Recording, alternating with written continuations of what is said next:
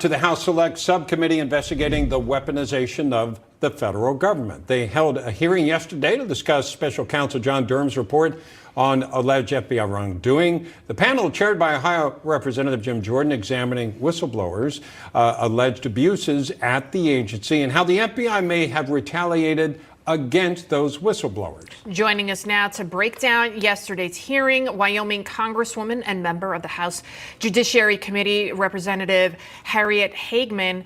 Welcome to American Agenda. Representative, there were some fiery exchanges yesterday, one in particular between Jim Jordan and Delegate Stacey Plackett.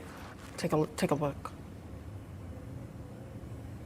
You don't share your information with the minority? Nope. No, so you're not sharing information that you've obtained with the whistleblower saw what you did with Mr. Friend and others, the false information you gave the press, so much so that they had to issue corrections. The whistleblower doesn't decide that. The committee decides it. And we've decided. And you've decided that you're not going to share. Mr. Allen is here. You can ask him questions, and we can talk about the testimony. But right now, you're not getting the testimony. Mr. Allen's here to testify. And you'll give us the testimony when? After he's left, or at no point in time, or when will we have that? That's only for the Republicans. Is that what you're saying? Mr. Chairman, the gentlelady did not state a point of order. The point of order was, will he be giving us the testimony of the witness that is here before us, and that you have information of that you are not sharing with the Democrats? I move a fiery exchange there. What's your reaction to everything that went on there? There were some serious allegations leveled against the FBI. Well, what you find when the Democrats start behaving that way is that they're attempting to deflect attention from what the witnesses have to say. So we've held several select committee meetings of the Select Committee on the Weaponization of the Federal Government. And if you go back and watch the videos, that is pretty much the playbook by which they operate. And that is that they try to disrupt, they lob motions to adjourn, they ignore the testimony of the witnesses, and they attack them personally. An example is when Matt Taibbi, the two journalists came in to testify, Michael Schellenberger and Matt Taibbi, and Ms. Plaskett in her opening statement referred to them as alleged journalists.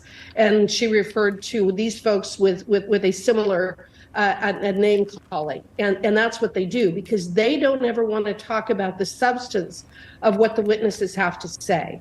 So they either attack them personally, they attack their history, they attack their families, they make allegations that are false, they leak testimony, but then they change it in some way.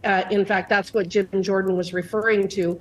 The press has repeatedly had to make corrections when they take statements from the Democrat members of this committee, because they mislead the press as to what is being said and what the witnesses are saying. So it's kind of par for the course, but it is in order to deflect attention from what the witnesses had to say. And that's what's really important here. Fair enough, and it's something we've been covering over the past couple of days. While the time we have remaining with you, I did want to ask you about Senator Feinstein.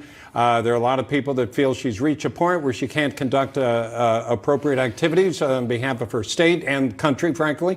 What are your thoughts there? I know you're on the Judiciary Committee, so you keep an eye, of course, of what's going on over in the Senate when they're going about the business of either recommending or approving judicial appointees.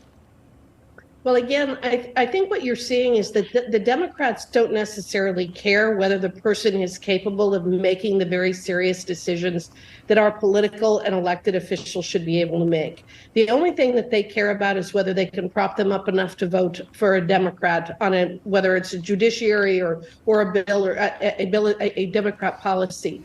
So whether it's Mr. Fetterman or it is Senator Feinstein, it really doesn't matter to them whether they're competent to be making the decisions. And your previous panel just described the incredibly serious issues that we are being confronted with right now on the international stage.